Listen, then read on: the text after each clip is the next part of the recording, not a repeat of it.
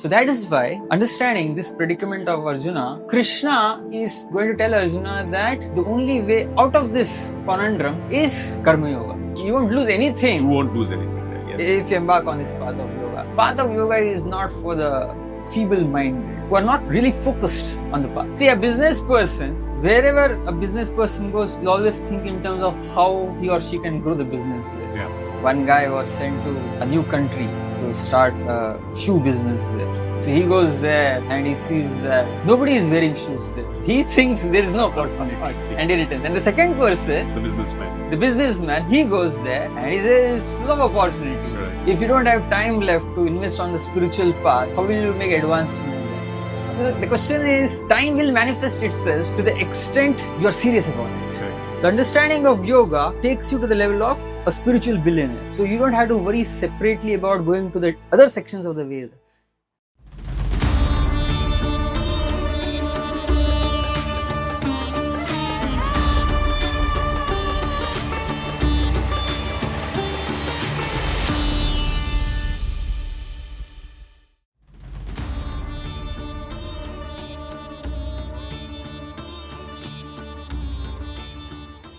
Namaskar, Pranam Prabhuji.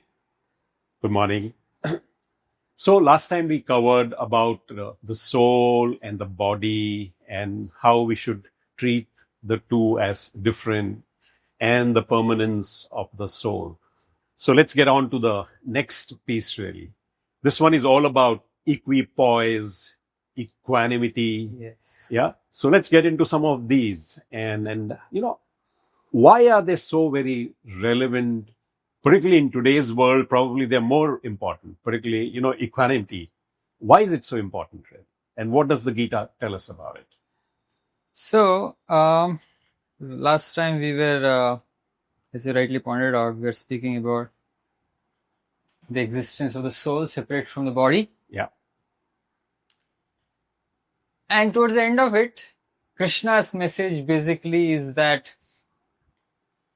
since the soul is anyway eternal, you don't really have to worry about the body.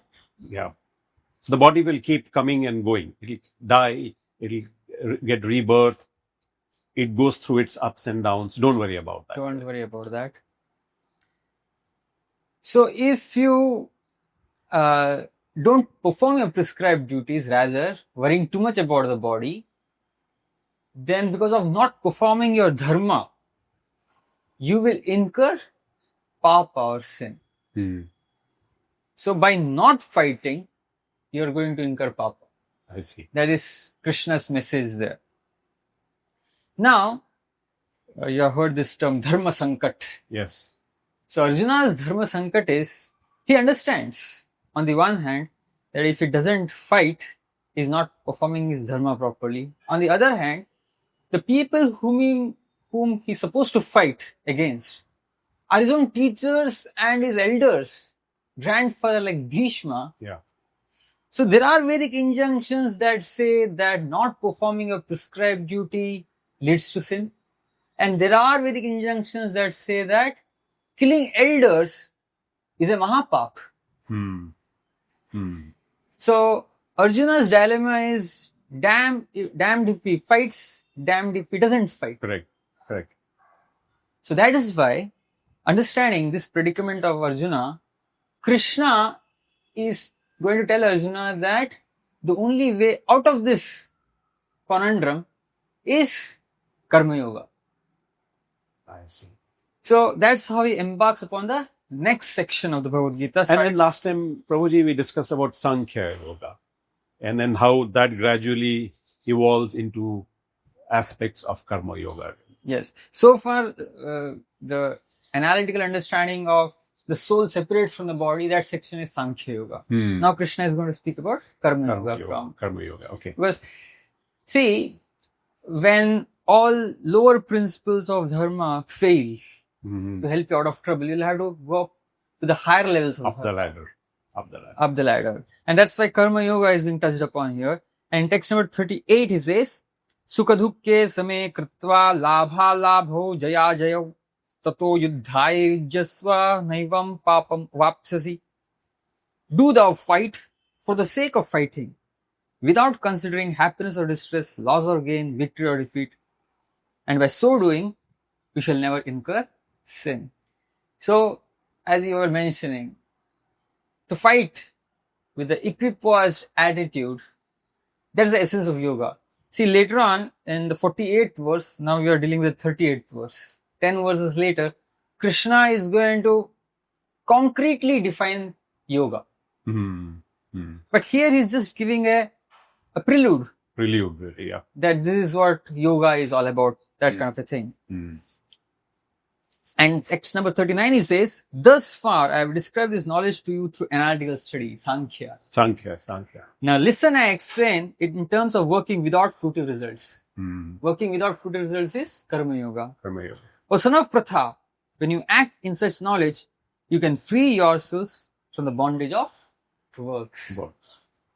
So, in the next few verses, Krishna is going to give an introduction to the principles of yoga and Karma Yoga in particular. He's going to give what are the essential elements of yoga, because yoga is a topic which needs some kind of background understanding. So in the next verse he says, Neha Vikrama Nashosti Pattavayo na vidyate Solpamapyasya dharmasya trayate mahato bhayat.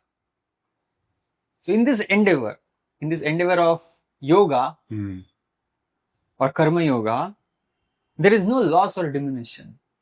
And a little advancement on this path can protect one from the most dangerous type of fear.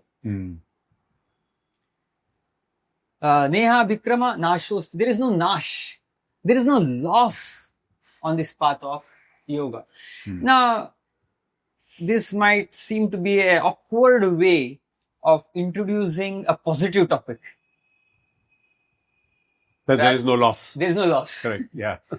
See, it feels more logical if we speak something positive about yoga. You will get this if you do this. But here you are saying you will not lose this if you do this. You won't lose anything. You won't lose anything then, yes. If you embark on this path of yoga. See, this is why the Gita is a deeply psychological literature. That is why. See, there is this book called Predictably Irrational, written by Dan Ariely. So he's a professor, I think, of psychology or psychiatry. So the title of this book is very interesting. Predictably Irrational. See, human beings... Sounds like a paradox. Yeah. Human beings are expected to be rational beings. But we behave irrationally a lot of times. Isn't it? And his book is about how this irrationality of human behavior is oftentimes predictable. Oh, I see. So he gives a very interesting social experiment that he and some of his colleagues perform on a busy street in the United States. So on the side of the street, a lot of people commuting on that street, pedestrians. And on the side of the street, he put up a table, and on top of the table, a big banner. 1 piece per customer was written on it. 1 piece per customer. And a lot of pedestrians, passers-by, they were intrigued. What is it that is being displayed on the table there? So when they used to come closer, on one side of the table, there was Lind's truffles. Now, I don't eat commercial chocolates, so you must be knowing, you're more in tune.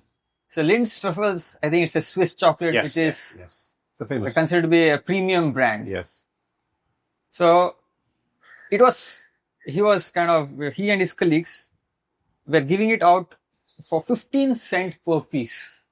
I don't know when this experiment was performed, but back then it was a hugely discounted price. 15 cents per piece, Lind's truffles on one side of the table. And on the other side of the table was Hershey's Kisses. Hershey's, yes. Hershey's. Yes. So that's also a famous chocolate brand. Yeah. But I think it's not as premium as Yeah, Lindt. it's for the common man. Yes. So Hershey's Kisses was given away for 1 cent per piece. Hmm. And that was also heavily discounted. Now, as it was displayed on the banner, a customer can either choose Lindt's truffles Or Hershey's. or Hershey's. Yeah. So a lot of people used to, because both were heavily discounted, so they used to consider which one to go for, whether it's Hershey's or whether I should go for Lindt's truffles. Which one do you go for? I don't eat chocolates at my age. But Lindt's is the most preferable one. Lindt's is the preferable one, right? So 3/4 of the people, almost 3/4 of the people, they actually went for Lindt's Oh, is truffles. it? Hmm. So this was part 1 of the experiment. So in part 2 of the experiments, the same banner on top, Uh-huh. 1 piece per customer. But when it is displayed on the table, 1 cent was reduced from Lindt's truffles also, 1 cent was reduced from Hershey's also. Yeah. Now Lindt's truffles is available for 14 cents per piece and Hershey's for free. free. Correct. Now, how many people went for Hershey's and how many people went for Lindt's? Hmm. The ratio flipped. Oh, is it? 3/4 of the people went for Hershey's Hmm. and only 1/4 of the people went for Lindt's. Hmm. Now, rationally speaking, the price was reduced by 1 cent, Same. Yes. by the same amount. So the ratio should remain the same. Now also 3/4 of the people should go for Lindt's Correct. and 1/4 of the people should go for Hershey's. Yeah. But it completely Changes the behavior. changes the behavior. Why? Because now Hershey's is available for free. Free. See, when something is available for free, there is no visible loss. Irrationality takes over. Irrationality takes over. And in this case, there is no visible perception of loss. Hmm. Because something is available for free, you don't think twice. It's, even when you have to spend 1 cent out of your pocket, you do an analysis. You think in terms of what are the pros and what are the cons of this particular deal. Hmm. But when something is available for free, you stop analyzing. Yeah. You immediately jump for Correct. it. Correct. See, why do people analyze intensely even when something is available for just 1 cent? Hmm. That is because we're intrinsically afraid of loss. Even when we have to lose 1 cent, Yes. we think 100 times over. Yes. Yes. But when something is available for free, what happens is there is no fear of loss whatsoever, at least on the face of it. Correct. And this particular irrational human behavior is taken advantage of by companies. Buy 2, get 1 free, Yeah. all such schemes. So you end up buying things that you never intended to buy in the first place. Hmm. So Krishna is kind of selling yoga, quote unquote selling yoga. He's telling yoga is for free here. I see. There is no loss. Don't you worry. Yeah. See, this is very in-depth, Smart marketeer. very smart marketing of the principles of yoga here. Because it's one of the most basic human, intrinsic fear of a human being is fear of loss. And that has to be taken care of first. So Krishna is telling here, You won't lose anything. you won't lose, you stand to lose nothing here. Hmm. There are no cons whatsoever. Correct? And Niya Vikrama Nashosti, there is no Nash, Pratyavaya Nudyate, Solpamapyasya Dharmasya, Trayate Muhtavaya. Even a little endeavor on this path can protect you from the greatest fear. Now, in the modern day world, people don't have a proper understanding of what is the greatest fear. If you ask today, Gen Z perhaps, what's your greatest fear? They might Loss say, of mobile. loss of mobile, loss of Wi-Fi. Yes. But in the Vedic times, what was considered to be truly invaluable was the human form of life. People actually appreciated and acknowledged the importance of the human form of life. I see. So Krishna is assuring you, Arjuna here, that even a little endeavor on this path can protect you from the most dangerous type of fear. The most dangerous type of fear of loss of the human form of life. I see. So even if you advance a little on this path, you will be given a chance to continue on the path of yoga. And if you are to be given a chance to continue on the path of yoga, you will have to be given a human form of life again. And that's how the human form of life is assured. And then Krishna says, Vyavasayatmika buddhir ekeya kurunandana bhushakaya anantascha buddhayo avyavasayinam. Those who are on this path are resolute in purpose and their aim is one. O beloved child of the Kurus, the intelligence of those who are irresolute is many branched. So, Krishna is setting the criteria here. Who can actually advance in the path of yoga? People who are resolute in their determination to make progress. I see. The path of yoga is not for the feeble-minded, not for people who are not really focused on the path, right? See, the word that is being used here is Vyavasayatmika buddhi. Now, even in Hindi, what is the meaning of the word Vyavasay? It's my profession. Profession and business. Yes. Business. So, you have to be, it's like Vyavasayatmika buddhi is the thinking of a business person. So is it ambitious person or is it focused person? Focused person. See, focused. See, a business person, wherever a business person goes, you always think in terms of how he or she can grow the business there. Yeah. There's this story that, one guy was sent to a new country to start a shoe business there. So he goes there and he sees that nobody is wearing shoes there. Everybody wears barefoot in that particular country. And he thinks, oh, what a great opportunity. No. He thinks there is no opportunity. I see. And he returns. And the second person, The businessman, he goes there and he says it's full of opportunity. Correct, yeah.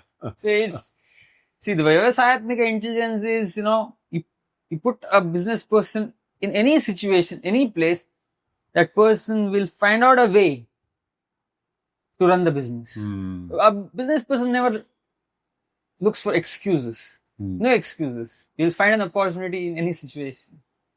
It's a very small little story here. There was a businessman and he had I think three or four children he had. And now he had become more elderly and the children were also thinking in terms of they wanted to do something in business and and for the benefit of the father also, they wanted the father to retire now so that he'll focus more on spiritual activities. But this business person was like just going on and on and on and on.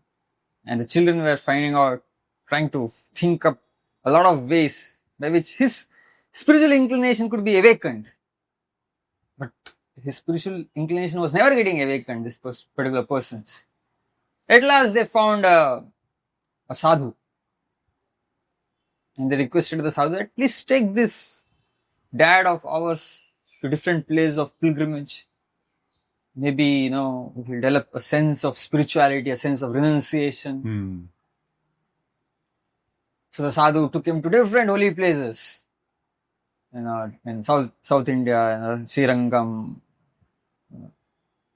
Rameshwaram, Dwarka, all places he took, but no changes whatsoever. At last they came to your hometown. Varanasi. So there is this ghat in Varanasi where bodies are burned. Yes, Manikarnika Ghat. Yes. So the sadhu told this elderly businessman, now you just sit here and see the body is burned. So it's ongoing. Even I have not visited that place. But the bodies were getting burnt.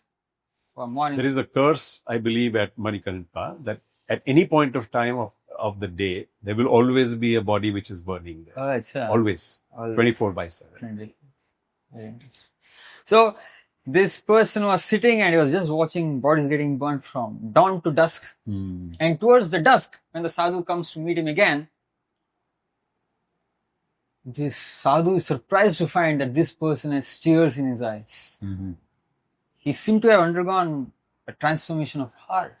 So the sadhu asks, what is your realization? Because it's a fact, a lot of people who go to, when you see a dead body burning, suddenly it hits you very hard. The temporariness of life. Like how quickly, everything, at the end of the day, everything reduces to ashes, you come to realize that. So the sadhu, he was happy, some kind of vairagya, renunciation, some spiritual inclinations awakening in this person's heart. So he asked him, why are you crying? Why are you looking so saddened? This person says, I've spoiled my entire life. I've wasted my entire life. Mm-hmm. So the sadhu becomes more happy. More details. Expand upon your feelings. And this particular businessman says, I wasted my entire life doing business of cloths. I never knew wood was in so much of demand. I knew it was coming to that, really. If only I knew. A permanent demand for wood. Yes. If only I knew there was so much of demand for wood, Yeah. I would have done wood business. Correct. So the point I'm trying to make here is, this is vyavasayatmika buddhi. Mm. See, in all situations, a person who is a business person will think in terms of how I can grow my business. See, unless we develop this attitude on the spiritual path, we can't progress on the path of yoga. That's exactly what Krishna is telling. Mm. See, the tendency in this world is, when it comes to spirituality, a lot of times people feel that when things are optimal, once this is resolved, once that is resolved, then I'll turn to spirituality. But see, it gets postponed. Push right? the can down the street. Yes. Because there will always be something Or the other way. or the other in life. So this has to be given priority. That's Krishna's whole point here. There is this story of a person who was standing on the banks of a river. Mm. And he was just standing there, watching the river for hours and hours and hours and hours. And a sadhu again, who had his kutia on the banks, he was thinking, what is this person doing standing on the banks of the river? Let me go and ask him, what is he doing here? So he goes and asks him, what are you doing here? He says, I want to cross the river. So why don't you cross the river? He says, I am waiting for the waves to end. Then I'll cross the river. So will the waves ever end? Correct. It's an endless thing. So similarly, the waves of happiness and distress of this world Will keep happening. You still have to find the time out for spirituality. Yes. We have to find the time out for spirituality if we want to make spiritual progress. So this is a very pertinent verse here. Mm. So it sets the criteria right?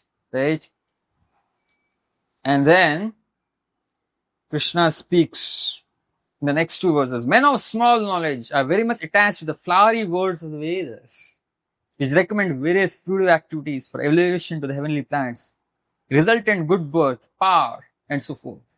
Being desirous of sense gratification and opulent life, they say that there is nothing more than this. Yam imam pushpitam vacha. Pushpitam is flower. Vacha means words. Flowery words of the Vedas. So, a lot of people may not know this, but the majority of the Vedic scriptures deals with what is called as the Karma Kanda section. Correct. The senses. How to deal with the senses. Yes. How to enhance. And that's the key distinction between what the Vedas generally talk about and what the Upanishads basically talk about, isn't it? Absolutely. So the Vedas predominantly deal with Karma Kanda section. I see. So the four Vedas, Rig Veda, Yajurveda, Samveda, and Atharva Veda. Now, of course, the Upanishads are part of the Vedas, but the predominant portion of the Vedas is covered with injunctions of how to undertake the necessary rituals to enhance one's sense enjoyment, to how to enhance one's materialistic life. Yeah. So, Krishna is pointing out in this particular verse that people who are attracted to the flowery section of the Vedas, the Karmakanda section of the Vedas, they'll find it very difficult to focus on the yoga section. See, as long as our focus is still on how to enhance materialistic enjoyment, it becomes very difficult to focus on The spiritual part. on the spirituality part of it. So Krishna in the next verse, he takes this even further. Bhogaishwarya prasaktanam tayapaharta chedasam vyavasayatmika buddhi samadho na vidhiyate. So Krishna is telling, in the minds of those who are too attached to sense enjoyment and material opulence and who are bewildered by such things, the resolute determination for devotional service to the Supreme Lord does not take place. So bhoga, aishwarya. Bhoga is enjoyment. Aishwarya means Pleasures. wealth, pleasures, opulence. Bhoga, aishwarya. Asakti is attachment. Prasaktana means prakrishta rupena asakti. Extreme attachment. So to have some attachment is natural. Correct. Correct. See, Krishna is going to deal. He's very practical also. In the beginning, Ultimately, you have a body, so there will be some element of materialism, really. Yes. and it is, see, in the third chapter, he's going to deal with this section also, that, it's natural for us to have some amount of attachments, and that's why, karma yoga becomes relevant. But at the same time, if there is excessive attachment, Or, you're only attached to that yes, and nothing else, then it is an extreme. it's an extreme, and then it becomes very difficult to focus on spirituality.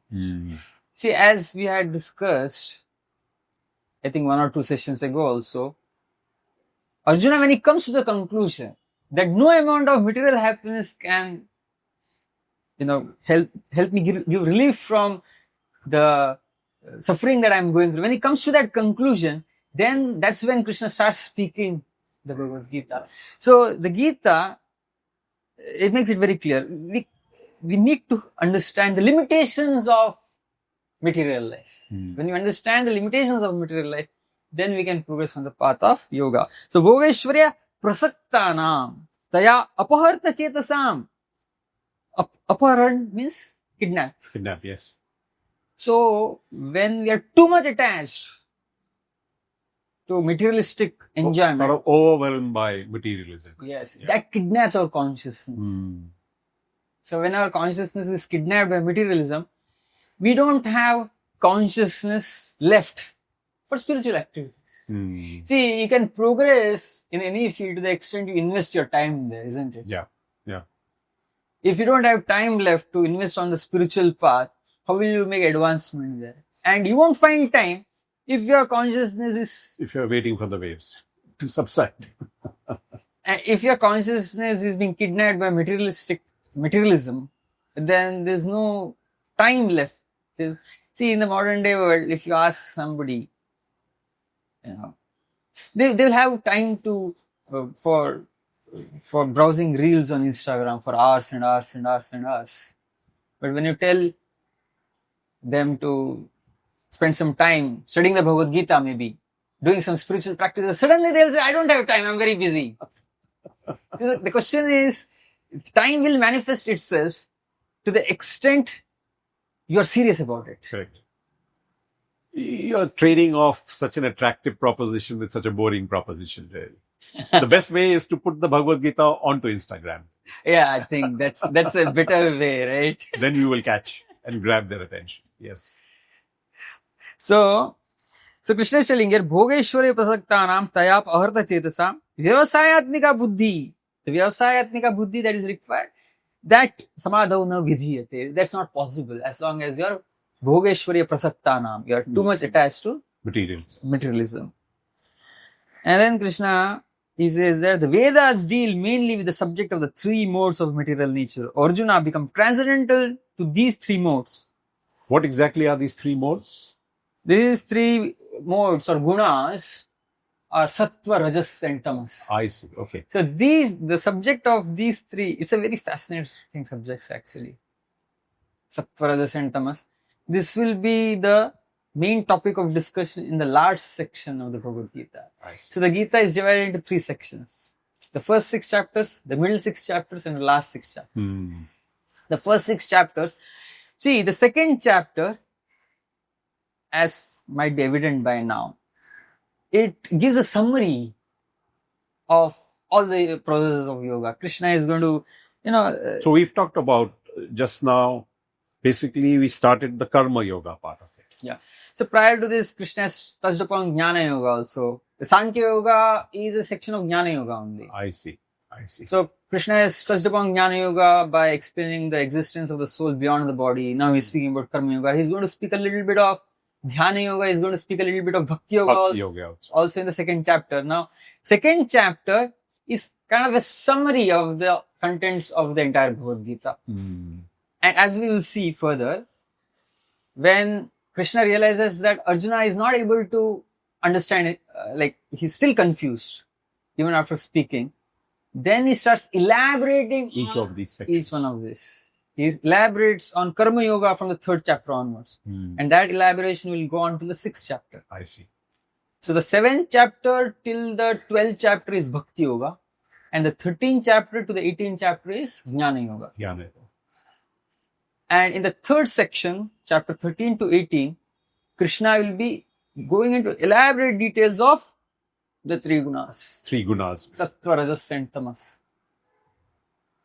See, the entire endeavor of a transcendentalist, of a spiritualist, is to elevate the consciousness from Tamoguna, Rajoguna to Sattva-guna and then go beyond Sattva-guna to the platform of Shuddha Sattva. I see. There's another way of seeing spiritual progress. Alright? And that Krishna is going to explain in detail later on. So, most of the Vedas deal with the subject matter of the three gunas. See, the Vedas, they come down to your level to help you elevate. So, somebody who is in Tamoguna might be turning to the Vedic scriptures. So, some of the sections of the Vedic scriptures, see, there are certain sections of the Vedas which are meant for people who are in Tamoguna, certain sections which are meant for people who are in Rajogun, certain sections which are meant for people who are in Sattva. So, it's like horses for courses. Depending on the status of your enlightenment or spirituality, you have various sort of references to go by there. It's something like that, really? Absolutely. It's like, for students of first grade, there is a different set of textbooks. Correct. People who are in 5th grade, another set of textbooks. People who are in 10th grade, another set of textbooks. See, in the modern day world, we have lost track of it.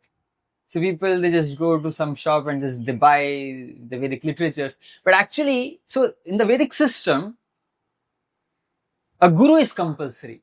So the guru guides you. Which are the scriptures which are relevant for you? Correct.